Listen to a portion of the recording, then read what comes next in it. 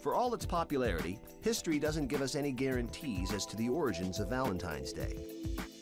But we do know it contains vestiges of the early Christian church and ancient Rome.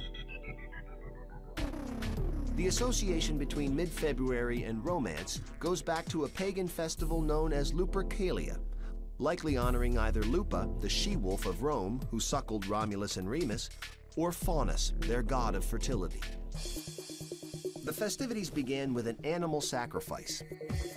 Then the ritualistic slapping of young women with strips of the animal's skin and blood to bestow fertility for the coming year. In the 5th century, perhaps in an effort to Christianize the pagan festival, Pope Gelasius declared February 14th as St. Valentine's Day. As for the real St. Valentine, there were reportedly several canonized by the Church.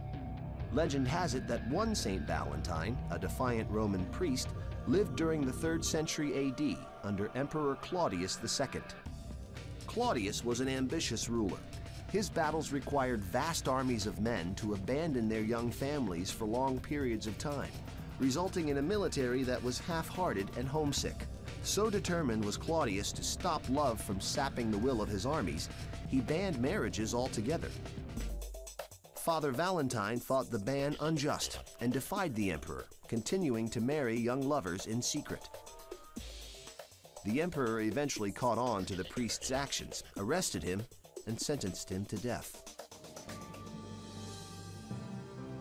It is believed that young couples he had secretly wed would visit his cell, passing him flowers and notes through the bars as symbols of their gratitude. The story continues that the condemned Father Valentine fell in love with his jailer's daughter. On February 14th, the day he was executed, it is said he passed the young girl a note. It was signed, "From your Valentine." A tradition was born.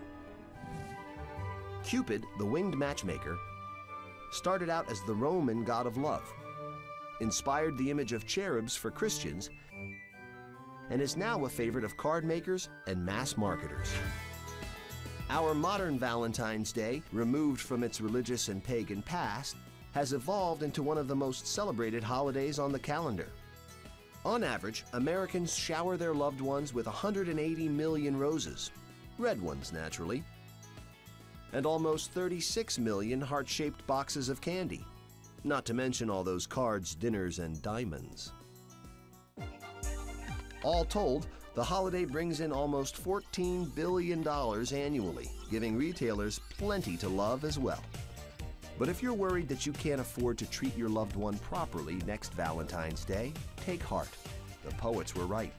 Love is really all you need.